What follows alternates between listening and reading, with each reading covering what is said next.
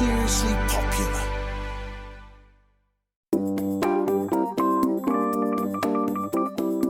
Welcome to The Life of You, where we dig into your dilemmas and help you find solutions for life's tougher moments. And they don't get much tougher than this. Today, I'm joined by the remarkable Dr. Kathryn Mannix. Kathryn has spent over 30 years as a palliative care doctor, helping people live well right up until the end of their lives. She's an expert in navigating the complexities of death and dying, and through her books and public talks, she's been breaking down the fear and silence that often surrounds the topic. In today's chat, we'll explore questions many of us grapple with, but rarely discuss openly. So doing the dying is surprisingly gentle. Descent down into deep unconsciousness happens in a body that is comfortable. The Life of You with my guest, Dr. Kathryn Mannix, right after this.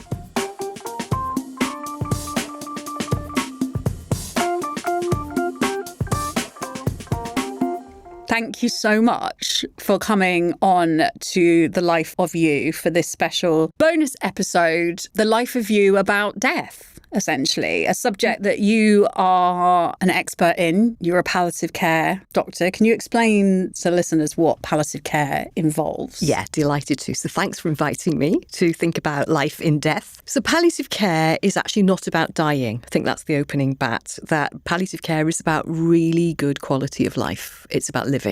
And usually the best way to get rid of symptoms of an illness is to cure the illness. Mm-hmm. So we meet people where cure is either more difficult or not possible, and we're trying to help them to live well with whatever illness it is that they have. So it's really important that people understand about palliative care and aren't afraid of it, that it's a right, that it's something that helps you to live better straight away, that it's not about dying. You're not obliged to die if you meet the palliative care team. Not that right that moment. Really important. In fact, if you survive, we kind of like that. Right. If you survive through the meeting, that's useful. Actually, the whole meeting, sometimes people will survive. So one of the things that's interesting is we meet people sometimes quite late in their illness, not because they have refused to see us, but because their doctors have been so worried about discussing palliative care with them that they haven't had the conversation with them about it yet. Really? So there's a kind of double set of gatekeeping. So there's a belief that patients will be upset if we say the palliative care words. So we don't say the palliative care words. So they live longer with unnecessary symptoms than they could have done if their doctors had referred them earlier. So you wrote this incredible book called With the End in Mind that came out in 2018. And I read it at the time and was completely blown away by it, because death is something we're all going to do, and yet we are so terrified of it. Not everywhere, globally, culturally, there are different places in the world that are much better at dealing with death. But certainly in the UK, we are, as with many things, quite tight-lipped about it. I think that's a fair comment. So I am going to plunge straight in with the listener questions, and excitedly seems like the wrong word, but Do you know what? It's hard to find the language for talking about this. I have people who write to me to tell me how much they've enjoyed the book, and then they say, I'm not sure enjoyed, can we use that word? It was really uplifting. Or I say, I hope you'll enjoy the stories, and then think, I'm not sure that's the right word. Yeah, and also I want to say to anyone listening who, the chances are, given that this is a mental health podcast, you might have a huge fear of death, and might even just be scared to even listen to a podcast about it, and I totally get that. And I just want to say this is a safe space, and I think we are all better off for talking. As you say, this isn't necessarily about death, it's about life in death. So the first listener, I've been diagnosed with terminal cancer, and while I've come to terms with it as best as I can, my family hasn't. They're either telling me I'll pull through or just refusing to talk about it altogether. I'm 65 with a wife and 2 young adult sons, and I want to spend the rest of my life focused on my quality of time with them without avoiding difficult subjects or emotions. How can I help them feel more comfortable talking about death and dying with me? I feel like whenever I try to be direct, they just shut down. And that's from Stephen. Oh, Stephen, that desperation to have a conversation out in the open, and people start saying, oh, can't we talk about something more cheerful, or don't be so negative. And in fact, all of this campaigning and the storytelling and the book and everything else comes from my own sense of desperation on behalf of people like Stephen, who are trying to get the conversation going and other people are resisting it. So first of all, I really hear what you're saying. It's a thing. Things that people have found helpful, first of all, is to actually make an appointment with your family to have the conversation. Instead of every time they come, you try and have a go. Everybody closes you down. Then it's all a bit awkward. Somebody gets grumpy. Somebody gets upset. You feel frustrated. To actually say to individual members of the family, listen, I will feel easier about this if we can have at least one conversation about it. How would you like to do that?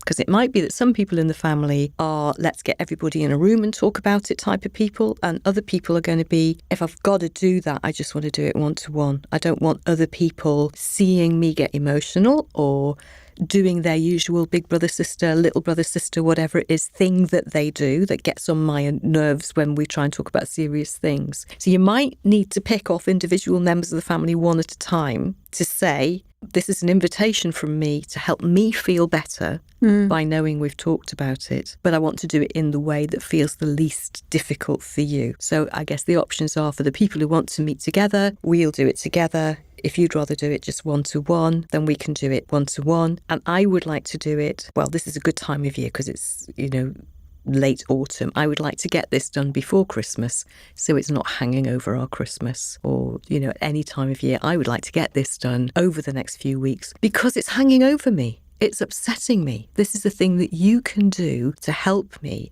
with a situation that's difficult. And we're all in that situation. And when they say, oh, Dad, I'm sure it's not as bad as all that, rather than arguing with them, just say, well, you might be right, but in my head it's as bad as all that, and it will help me to be able to talk about it. That's great advice.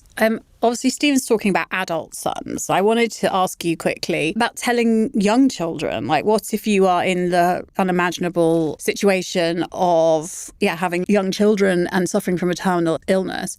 How do you talk to them about it? Because from what I can gather, there is no right or wrong way of doing this. The only kind of hard thing that people seem to say is just don't do it before bedtime. Yeah, and don't not do it. If there are young children in the family, whether they're your children, they're your grandchildren, they're nieces and nephews that you see very regularly, you're the next door neighbour who babysits sometimes, if they've got a relationship with you, they will know that their grown-ups are upset. They've got antennae for this stuff. Because of the way the world works for little people, when things are bad that are going on and they don't know what's going on, they assume it's something about them or caused by them. Right. So their grown-ups will be upset. They don't know what's going on. I must have done something wrong. I must be in some kind of trouble, or there's something about me that they don't want to tell me. So we really have to make them safe by saying, Mummy's upset at the moment because Grandad is so sick, for example. And I want to tell you a little bit about what's wrong with Grandad. Grandad's got a sickness that's called,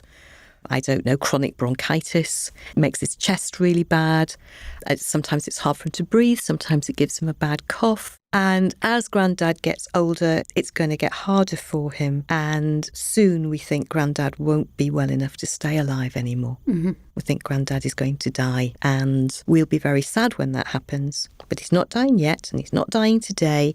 And we still love going to see him, and he loves seeing your pictures or hearing you sing your songs or whatever it is. So we can do normal things with Grandad, but we've got to also talk about what's happening to Grandad. During the phase when a parent or a grandparent is actually dying and they're becoming, not strong enough now to get out of bed anymore, they're not always awake all of the time. If that happens behind closed doors, then children's wonderful imaginations fill in all of the gaps. Maybe they won't let me see Grandpa because he's turned green, he's turned into a dragon. Who knows what's going on in their heads? So to be able to say, well, we're going to pop in and say hello to Grandad. He's probably going to be very sleepy, but he can hear your voice. So say hello and tell him your news. And then I'm going to sit in here with Grandad for a while. I'll leave the door open, come in and out as much as you want to. So they can choose how much time to spend there or not. And it's really interesting watching what children choose to do. And some of them feel that they're drawn to that space, that something important is happening. And some of them feel that the space isn't comfortable because of the emotions that are going on in the room and they'd rather not be in there. But the ones who distance themselves often pop in and out and they're just checking what's going on. So they've got some reference pictures in their head. So afterwards, when the person has died, they haven't got nothing in their heads, which they then fill with all the worst details of their imagination and the fairy stories that they know. It's amazing advice.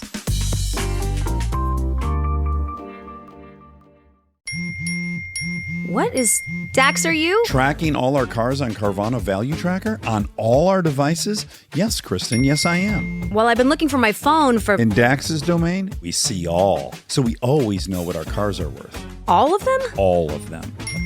Value surge, trucks up 3.9%. That's a great offer. I know. Sell? Sell. Track your car's value with Carvana Value Tracker today. Yeah, sure thing.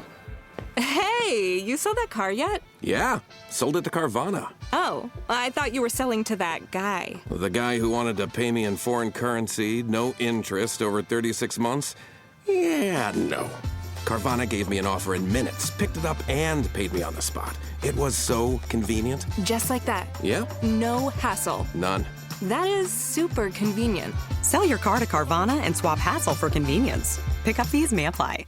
If you're enjoying the podcast, hit follow now to stay connected and never miss an episode. This one's interesting, and I think this one will chime with a lot of our listeners. I have an overwhelming fear of death, so intense that I've actually called an ambulance twice during panic attacks, convinced I was dying. I'm not religious, so I think my fear might come from the unknown, or maybe even a loss of control. I know that death is inevitable, but how can I work through this fear and find some peace with it? And that's from Gareth. Gareth, you are not alone. No, that's quite normal. Yeah, okay. Like, I don't think anyone's like, woohoo, let's, So almost all of us, probably all of us, think, oh, that's going to be an interesting and slightly scary experience. But there's a proportion of us who have a fear of dying that's so profound it's got a name. It's called thanatophobia. Right. So it's a thing. And you can find therapists who specialise in it. Okay, that's useful. I mean, that's useful in itself. Even that is just worth knowing, isn't it? So people who have this kind of overwhelming fear of death, very often it's not fear about what the process of dying will be like, which is the thing that I'm trying to help people to be less afraid of. It's more about the difference between existing and not existing. And the idea of not existing is pretty mind-boggling to all of us if we try and sit with it. And in fact, most of us therefore don't try and sit with it. But people who have thanatophobia very often find that they can't stop looping their brain around, but how will it be and how will I know? Do I need to do anything to avoid it being sooner? So they're constantly vigilant for the things that might threaten their life.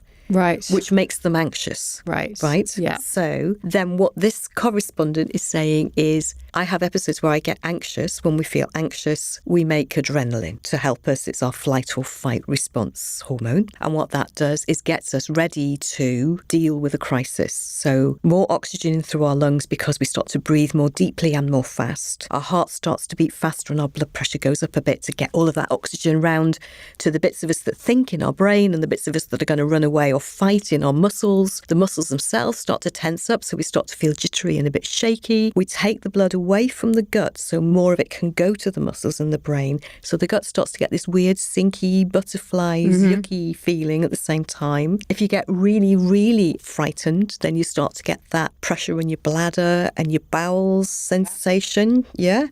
So all of these things are just the response of adrenaline, and adrenaline is our life-saving hormone. Okay. So some people feel at any minute this is going to get so bad that I am just going to collapse. Yeah. To collapse and faint, you have to drop your blood pressure. Right. And adrenaline is actually pushing your blood pressure up. So you might feel as though you're on the brink of a disaster because your heart is pounding so hard and your breathing feels so weird and your mouth feels so dry and your tummy's doing all of this jiggery-pokery stuff, but you're not going to collapse. Okay. So neither are you going to die. But if you have a tendency to some trouble with your heart, for example, then you'll notice the pounding and you'll think, oh, this could be a heart problem. And then you start to be frightened about that as well. And if you've got trouble with your chest and your breathing sometimes, then you'll notice the breathing change. And if you're a person who's got trouble from time to time with your guts, then you'll notice the kind of weird things that are happening in your tummy. So the panic that comes is because the adrenaline made us have some symptoms, which it's supposed to make us have. And then our brain latched onto some particular symptoms and thought, oh, look, there's something wrong. I knew there was something wrong, and now there really is. So that makes you make more adrenaline, which makes all the symptoms get bigger, which is what a panic attack actually is. So adrenaline is our friend, one of our life-saving hormones. But if we misinterpret what it's doing to us, it's an ordinary response to anxiety. It's not going to harm us. But our reinterpretation of all of those symptoms can make us feel very, very frightened and panicky. Right. Next email. My mum is in her late 80s and has several health issues. She's my best friend and I feel overwhelmed at the thought of losing her. How can I start preparing myself mentally and emotionally for her death? We've been so close my whole life. I honestly don't know where to begin. And that's from Jane. So I think this is a kind of a two-part answer, because the first part is, I think that just as before you were a parent, for example, you thought you knew what being a parent was going to be like, and then you discovered that you could never really understand before you were a parent. I think until we've been bereaved, we just don't understand what bereavement and grief is actually about. So what's kind of optimistic for Jane managing this is that already she's saying to herself, you know, my mum is mortal, my mum is aging, this is going to happen and I will be bereft of her and it will be really hard. And that in itself is preparation. That in itself is saying this thing is happening, and it's a kind of twofold thing of anticipating what the loss will be, but also making the time that's left so meaningful and special, and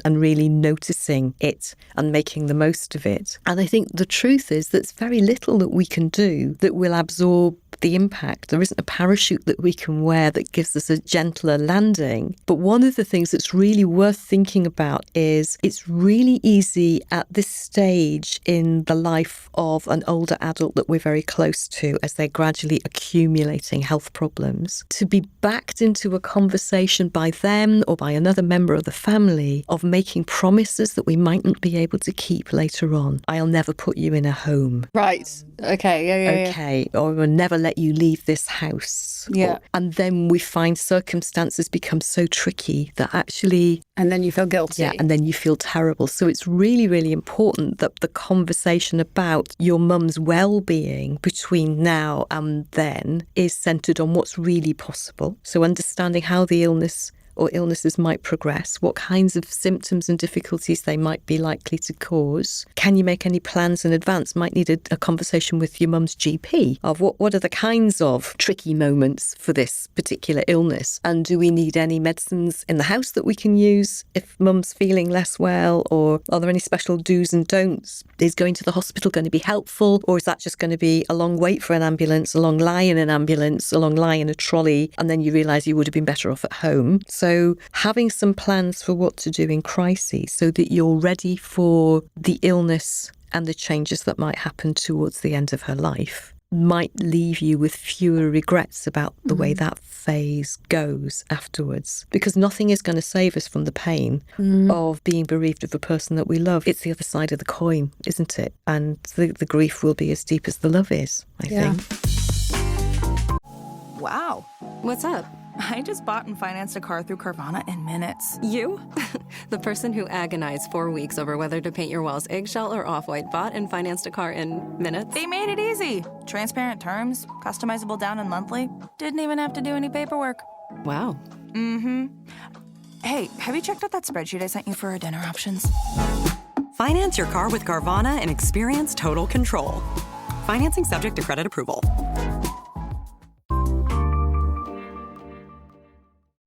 This episode is brought to you by Shopify. Upgrade your business with Shopify, home of the #1 checkout on the planet. Shop Pay boosts conversions up to 50%, meaning fewer carts going abandoned and more sales going cha-ching. So if you're into growing your business, get a commerce platform that's ready to sell wherever your customers are. Visit Shopify.com to upgrade your selling today.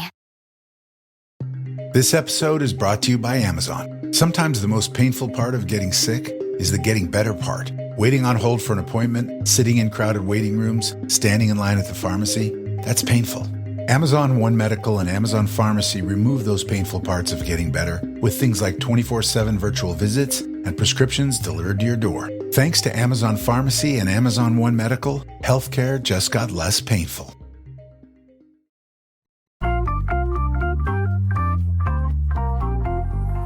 How do I cope with the guilt of feeling like a burden to my family as I approach the end? That's from Harriet. This is so hard, isn't it? Because actually, when we love people, we see what they do for us. And earlier on in our lives, we do things for people who can't do much back for us because they are our children, they're our dependents. That's the way round it is. And then we move into kind of slightly more adult give and take relationships. And sometimes there's more give and sometimes there's more take. But somehow we make an assumption that our role, once we're adults, is always to be giving and very little to be taking. So I've met lots of families who've had somebody having this kind of response of, I feel really guilty, they look really tired, I'm just a burden now. And it's not that they're tired of living. They still wake up every day glad to be alive, but they also wake up every day and look at how tired their children look, or that there's a loneliness to living alone, for example, but they don't want to call their adult children because they might be busy with their own children, or they might be on the other side of the world. So the time that I'm at my loneliest is the middle of the night for you, or it's the middle of the working day for you. And helping people who feel guilty to understand when families say to them, actually, do you know what, Mum, we want to be able to do this for you. And for us, there is a giving back for something that we've received in the first place. And so I've met a lot of people who've learned a way of receiving care gracefully as a way of giving back to their family by tolerating the fact that their daughters become a bit bossier than really they like, for example, and just taking it because they know there's love in it. So one of the things that I think would be really, really helpful for everybody, for a family like this, would be to just own up. I do feel guilty. I do feel I'm a burden. I do feel that I'm making it more difficult for you. And then really let them talk to you about how that feels for them. Because the truth is that it is extra work looking after you, but that doesn't mean that it's burdensome extra work or that they resent it. That's the mind reading that we're doing. For a lot of people, it's a privilege and an honour, isn't it? Lots of families absolutely want to give that back to people who've looked after them and helped them in the past. So it is really important that we can talk about it, because otherwise you're going to wake up every day with the gloss taken off the day because it's another day that you're being a burden. Yeah. And I think it's so important to talk about it because you do hear so often of stories of siblings, families who get not torn apart, but certainly they run into difficulties because one sibling has to do more caregiving than another, or, and this is why we should be having these conversations, because these conversations are just really crucial. Yeah, I think so. And Harriet will be able to look at her family. She's known them for many, many years. Yeah. And she will know that some people step up more than others because that's just their natural inclination in life. She'll also have some idea of the additional burdens, maybe not the right word, but the additional duties of each of the members of the family. So she might be in a position to be able to say to somebody who's, lives more distantly, for example, can't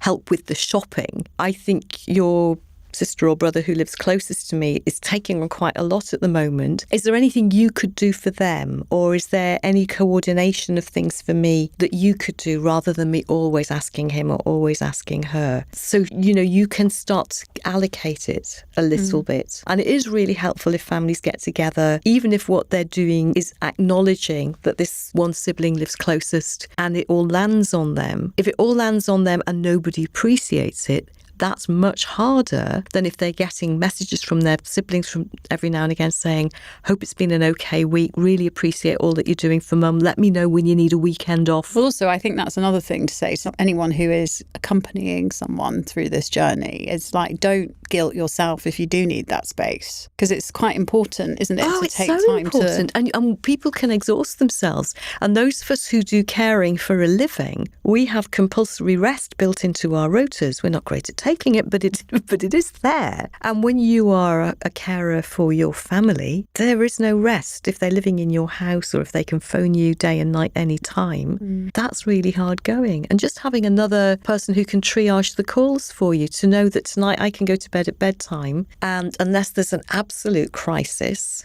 Mum is going to call my brother, my sister, my son, her sister, whoever, and they will only call me if I need to get out of bed and go round to her house and visit. Otherwise, I will not need to be awake and worrying about Mum until tomorrow morning. And just knowing that you're off call for the night can just save somebody's sanity. So it's really lovely to think that Harriet is worrying about other people and wants to try and help them to not feel burdened. But it's really sad that she sees herself as the burden rather than the task of caring for her and supporting her as something that's a family endeavour, like all the other tricky things in this family have always been. Yeah, it is part, isn't it? It's part of life.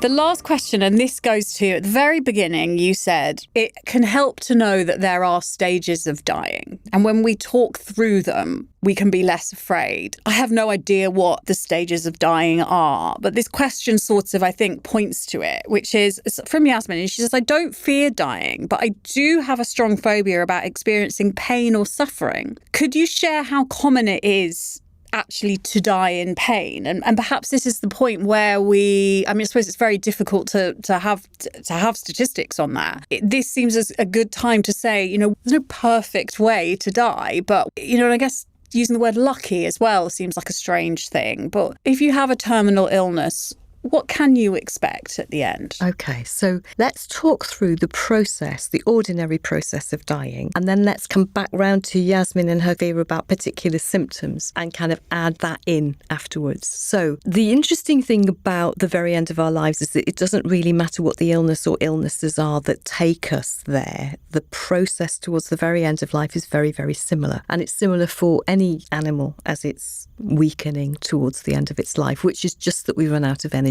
And it's as though the parts of our cells that makes energy, that kind of factory, is failing. We see people become more weary, they lose muscle strength, they need more rests. It's more effortful to do things that they used to do quite easily previously. And as time goes by, what we see is that they start to sleep more, and it's sleep that recharges our energy more than eating and drinking. So message one is families get really concerned about people not eating anymore. Towards the end of people's lives, they lose their appetite. That's normal. Their digestion isn't as efficient as it used to be. That's normal. And they're not going to die because they're not eating. They've lost the fancy for food because their body has started dying. Right. It's the other way round. So if we want to do something loving rather than plonking a great big dinner in front of them, which we've prepared with enormous love, and they just look at it and think, oh, I don't even know where to start. Think about tiny tastes for pleasure. What's the thing that you would really love one lick of, one teaspoonful of? Okay, so it's going to be stewed rhubarb for me, just in case you happen to be around at the time. Okay, great. Can I tell you what mine is? Oh, what's yours? Mine, I think, would be like a fried chorizo. Oh, actually, do you know? I could add that to my list. Because it would be very flavourful. Yes.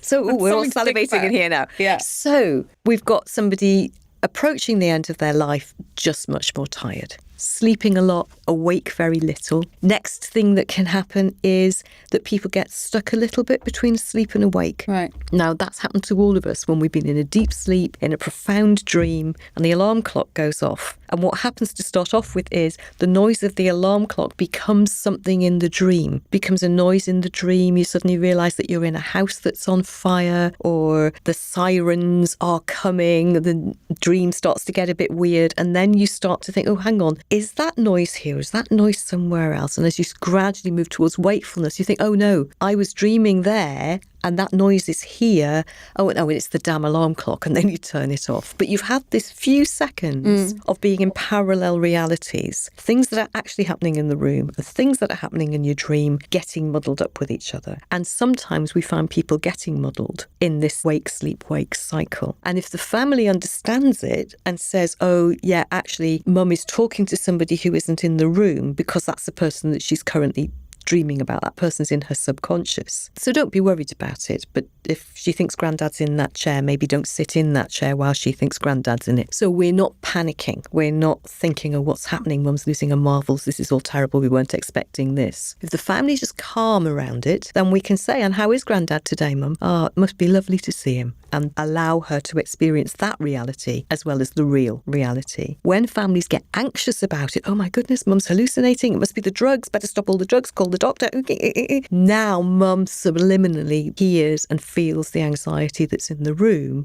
And instead of living in these two realities quite calmly, that starts to wind up into anxiety and agitation. And it's hard to help her to calm down because she's mainly living in her dream world and we're mainly in the other world that she's not perceiving so closely. So people understand emotional communication. They see us moving smoothly, talking calmly, smiling. They feel safe. They hear us start to talk very fast with very high-pitched voices. We're throwing our arms around. They feel unsafe and they get wound up. So when people start to get muddled, meeting it just gently and saying, okay, this is one of the things that we were warned this could happen from time to time. We know what this is. Eventually, towards the very end of people's lives, they are not just asleep, but actually unconscious all of the time. So thinking about your listeners who like an afternoon nap, I'm a great proponent of the afternoon nap. That doesn't mean that we've got one foot in the grave, okay? And if you feel well enough to be tired enough to need a sleep, then you're well enough to wake up at the other end of your sleep. Right, okay. Becoming unconscious doesn't feel like that. You don't notice it's happening to you and it just overtakes us. So once a person is deeply unconscious, their brain is only doing two things. It can hear, which is amazing. And there's good science now to show that the brain still responds to sound in deep unconsciousness. We don't know whether they can hear the words we're saying and make sense of them. But those of us who've worked at the bedsides of dying people for a long time recognise that people often will look calmer when the right voices are in the room and look less calm, not if the right voices aren't in the room, but if the wrong voices are in the room. Sometimes people will synchronise their breathing to the music that's going on in the background in the room. So they seem to be not aware of themselves and their bodies, and yet they're still aware of noise. So that's really interesting. And the other thing that the brain is still doing is it's making us breathe. So we don't normally think about our breathing. And now I've asked us all to think about our breathing. We're all thinking about our breathing. Yeah. But usually we don't. We just kind of breathe in and out and do stuff around it. Unconscious people don't manage their breathing anymore. And it's just cycles that are just reflexes. So it goes from very deep breathing, which often because they're no longer aware of their body, they will breathe through their voice box. Yeah. So it can be a kind of as they breathe out. Now, if you didn't know that that was reflex breathing of deep unconsciousness, you might worry that person was groaning or trying to speak, trying to tell you something. So it's really important, that midwifery thing, that we've explained this might happen in advance. And now we can say this is that thing we talked about. So deep breathing that gradually gets shallower and shallower and then goes back to the beginning again. And fast breathing that gradually gets slower and slower and pauses and quite long pauses and then back to the beginning again, which means that people will see combinations like fast breathing that's shallow, which looks like panting. And you could think that this person that you love is struggling to breathe or is feeling anxious and is panting as a consequence of that, rather than knowing that this is the breathing of deep unconsciousness. This person is completely safe. They don't know they're breathing like that. It's their brain just making their body breathe that way. So it's really important that we've explained to people in advance that that might be what they'll see, and then remind them when they're at the bedside of their dying person that this is ordinary dying. This is the breathing of deep, deep unconsciousness. And if you're in the room with a person who's doing their dying, that last breath, that Hollywood moment, that EastEnders moment, is simply that there'll be a breath out and there just isn't another breath in afterwards. It's so not Hollywood. There's nothing special about it. There's no sudden gasping, feeling of fading away, sudden change in pain. They don't suddenly wake up and tell you all that you were adopted or where the treasure's buried or whatever. It's just very, very quiet. And if so much so that all of us who work in palliative care, who've obviously worked around people at the very end of their lives, we've walked into a room where a person's been dying for the last few hours, family sitting around the bed, everybody's waiting. We walk into the room, have a look, there's everybody sitting, and you look at the person, you think, you've stopped breathing, haven't you? And nobody's noticed yet because it was so gentle and they're still waiting for the big finale. So doing the dying is surprisingly gentle. But it brings us back to Yasmin's question, which is all of that gentle descent down into deep unconsciousness happens in a body that is comfortable. So our bodies know how to birth, and our bodies know how to die as well. In as much comfort, the hospitals know how to make sure that you are in that safe place. So that's the important thing. It brings us back to Yasmin's question about comfort. Most people are comfortable is the important thing. A few people are not comfortable, and we have to not pretend that isn't so. But most people are comfortable enough comfortable enough for their bodies to go into deep unconsciousness, at which point we think you can't feel your body anyway. But some people need extra doses of medicines. We know that it's harder to get a nurse who's qualified to give the injection at home. It takes longer than if you're in hospital. So there is some evidence that people who are looked after at the very end of their lives in hospital, the perception of their family, because they can't fill in questionnaires after they've died themselves, perception of their family is that they were more comfortable than people who were dying at home. But when you talk to dying people about what their preference is, for many of them, their preference is that I'd rather be in a familiar place than in hospital, even if I'm not as comfortable in that place. For most people, it's a kind of trade-off for their emotional well-being versus a little bit of discomfort for some people. Dr. Kathryn Mannix, thank you so much. I'm really grateful for you coming, and, it certainly makes me realise we really do have to talk about this. It's for everyone's well-being, actually, and everyone's quality of life. Thank you so much, Kathryn. Thank you so much for inviting me to talk death. A huge thank you to Dr. Mannix, Kathryn, as I feel I'm able to call her now, for joining us today and sharing her wisdom on such a sensitive yet universal subject. It's a reminder that there's grace, actually even beauty, in understanding and preparing for the end of life. If this conversation spoke to you, please share it with someone who might need it too. And as always, don't forget to hit follow so you're with us for more important conversations ahead. And today, my weekly recommendation is really actually inspired by these conversations we've been having this week on the life of Bryony. And my weekly recommendation is to start doing an evening gratitude list, which sounds kind of corny, but I do it every night. And to keep myself accountable, which sounds very kind of strict, but I share my gratitude list over WhatsApp every night with a friend who shares hers with me. And it's something we do every evening. And, I think I really love doing it. Like today, I was going to put, it can be little things like I got a free coffee in the coffee shop. That goes on my gratitude list.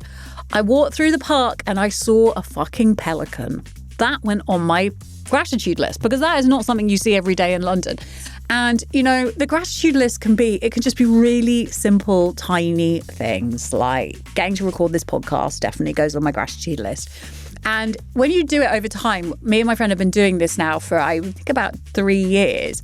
And it really does, over time, help to shift your perspective on life. And I was always very skeptical about gratitude lists, but I really do think it's a really important part of my recovery. Every day is a bloody gift, even the absolutely awful ones. Anyway, on that note, I'll see you on Monday.